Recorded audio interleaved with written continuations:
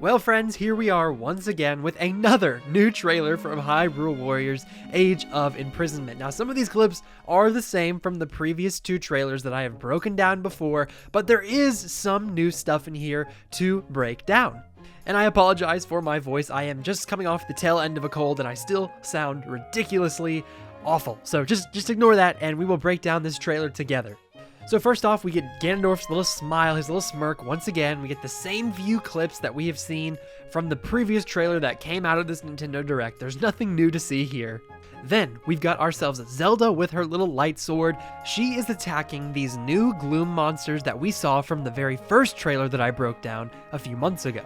We did not know before this game that gloom itself could become conscious, that it just didn't even have to inhabit anything. It's not even inhabiting a Bokoblin, it's not inhabiting an Lizalfos or any Moblin or anything. It's literally the physical embodiment of gloom becoming conscious to attack us. And here is the clip from that first Nintendo Direct Partner Showcase trailer that showed off that gloom embodiment, whatever these things are. They are all circling Rauru and a bunch of different Hylians here, and now that we know that there is a playable Hylian in this game from the previous trailer, we know that the Hylians are going to play a much larger role than we initially expected. And also, with this new trailer here, we can see Zelda is fighting alongside Rauru, but there is also a Hylian in the mix of these gloom monsters. This indicates to me a few crucial things. Number one, especially because of her outfit, the champion's tunic that she is wearing, that blue garb that she is able to use, that material in Breath of the Wild to give to the champions, she is wearing that, and that is what she was wearing at the very beginning of Tears of the Kingdom. And so what that tells me is that this is very early on in Age of Imprisonment's story, likely in that big first area, that Great Plateau type area where they initially find her, and then all of a sudden, they're going to have to fight these gloom monsters. Which means that Ganondorf is going to have to be pulling some strings behind the scenes before they know that it's him. Because we know from Tears of the Kingdom that they didn't suspect him. I mean, they did suspect him, but they didn't pin it on him. They didn't say, okay, he is an evil guy until after he killed Sonia. Rauru was really trying to make peace with him and the Gerudo tribe and just trying to unify the Kingdom of Hyrule all under his rule, and they just refused to do so because Ganondorf wanted even more power. And so at this beginning portion of the game, she's in her champion's tunic garb, which tells us that it's early on, so it means that they're fighting these things very early in the game, so that also means that they don't know that Ganondorf is doing this yet. Something they're going to have a hard time explaining is how Zelda doesn't figure this out, because yes, in Tears of the Kingdom, in the memories that we see from her, we can see that she was suspicious of Ganondorf to begin with, and everyone's pretty much like, yeah, he's suspicious, but we're going to do what we can to make peace with him anyways. But she literally saw him as a bone figure in Tears of the Kingdom at the very beginning of that game, and she saw him use his gloom abilities on Link to kill his arm, to basically remove his arm, and then she saw that gloom. Like, she saw what that looked like, so that means she has to know that this is from Ganondorf. Now, I guess you could say that technically that skeleton version of Ganon doesn't look anything like his physical body with muscle and all of the skin on top of it, sure. But at the same time, I feel like with her being a scholar in these games, with her being very smart and bright, I just kind of wonder if maybe she is not getting as much credit as she should here, and they're probably just going to let it skim over, but I don't know. We'll have to see what they do with this story. Then we get another early look at some gameplay here, likely in the first area of this game as well. Fighting these gloom monsters, Rauru is using his powers of light with his sword and out of his hands, and it just looks very, very cool. He is annihilating these creatures. Then Rauru is seen here with his little sword of light, his little spear, lance, whatever you want to call it. Then he's got Minoru right behind him and the Goron Sage. For whatever reason, this is just a very dark and blood moon type of atmosphere where everything is just red. The very air itself looks red, and as Rauru slices his lance or spear, or whatever you want to call it, into the air, we can see all of these monsters surrounding the three. This is just a taste of this war and everything we're going to experience, and I just can't wait. These cutscenes look so good. Here we see yet another very familiar clip of all of the sages lined up together: Rito, Goron, Gerudo, Rauru, Zora, Zelda, and Minoru representing the actual Zonai people, and also her being the Sage of Spirit. Then we get a very different look that we had in the very last trailer of Zelda and Rauru joining hands and using their synchronized strike. This is not just a special attack like we have seen in other Age of Calamity and Hyrule Warriors type games. This is a synchronized attack between two playable characters, and they are coming together using their powers to blast the enemies in front of them, similar to the Warriors Dynasty series also having a very similar synchronized attack. Thank you very much to that one commenter who pointed that out to me. This is actually a Warriors style move, a synchronized attack between two characters. But what's very interesting is that in the last trailer, it seemed as though both hands were glowing yellow and then they came together, but in this trailer, the hands look normal and then once they come together, that light bursts out. So there is something off here, something a little bit different about this trailer, but I'm pretty sure it just means that it's different characters. It was probably Sonya and Zelda coming together before with both of their yellow powers, Sonya with the power of time, and then Zelda with both time and light.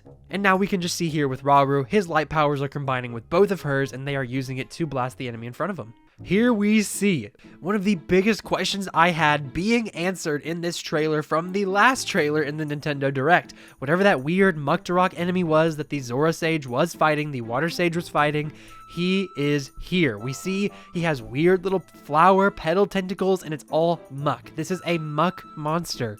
But what this isn't is a blight. A lot of people were saying that these things looked a little bit like the blights from Ganon in the first game with Breath of the Wild. These are not blights. These are weird enemies that seem to resemble Ganon in some form that are also using the environmental hazards worse for that one specific sage to fight them off. It's similar how in Breath of the Wild, all of the Ganon blights, the Thunder Blight Ganon, the Water Blight Ganon, all the different ones were tailored to the champions to specifically kill them. And here we see the exact same thing. The Muck enemies are attacking the Zora ones, then sooner or later we're going to see the Goron one. This is just another ingenious plan by Ganon trying to destroy everyone. But again, we can see it resembles Ganon a little bit. This one is less than any of the other ones we've seen before, but that red blob around his head resembles the gloom and also that red striking hair that we know that Ganondorf is so popular for and so noticeable for.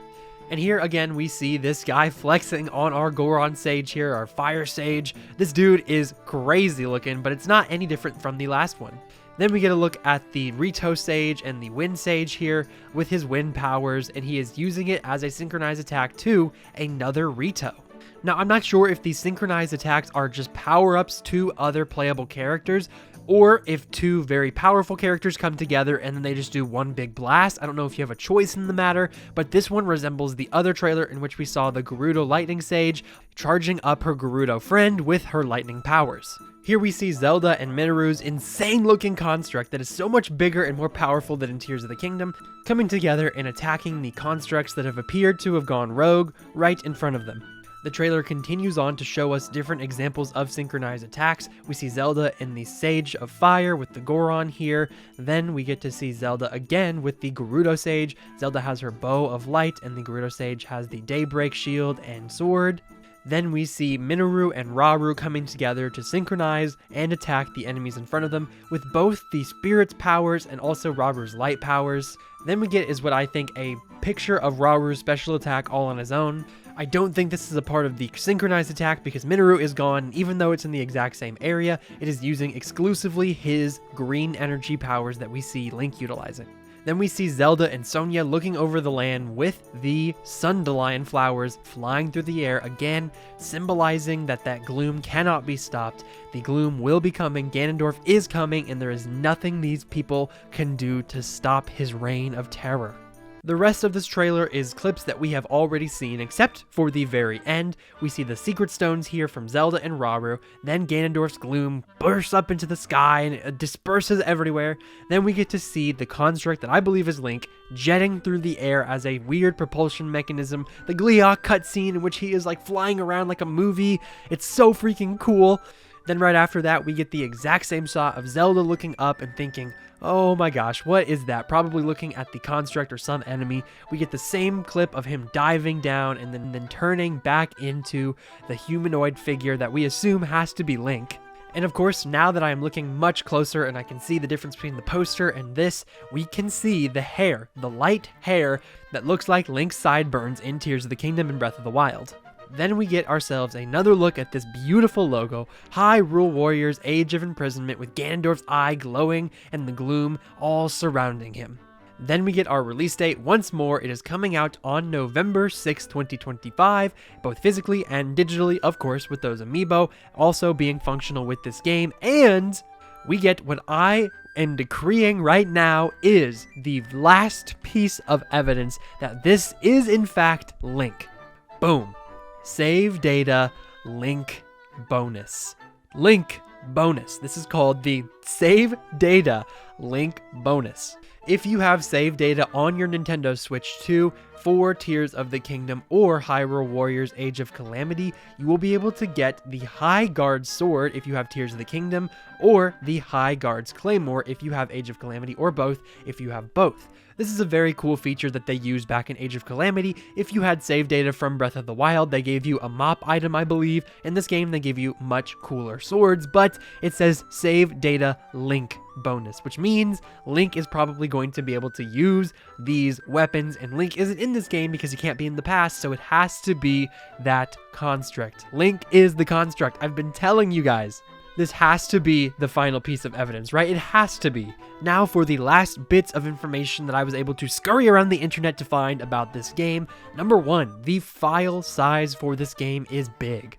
This game is about 44.9 gigabytes, and sure, they could compress it before the game actually releases. We've seen Nintendo do this a bunch, where they released like Mario Kart World data. They were saying it was going to be a lot more than it was, and somehow they were able to compress it by over 10 gigabytes before the game actually released. So there is definitely a chance that this happens with this game. And also my mind went to, oh, this isn't developed by Nintendo, right? It's by Koei Tecmo, and Nintendo are the masters of compression, but Koei Tecmo maybe aren't so much.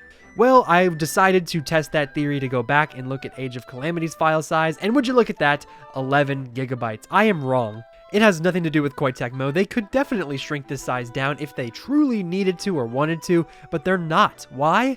Because this game is huge. That's what this tells me. This game has so much content in it, and it could definitely just be because it's running in 4K and 60 FPS, and it just has to run off a lot more data.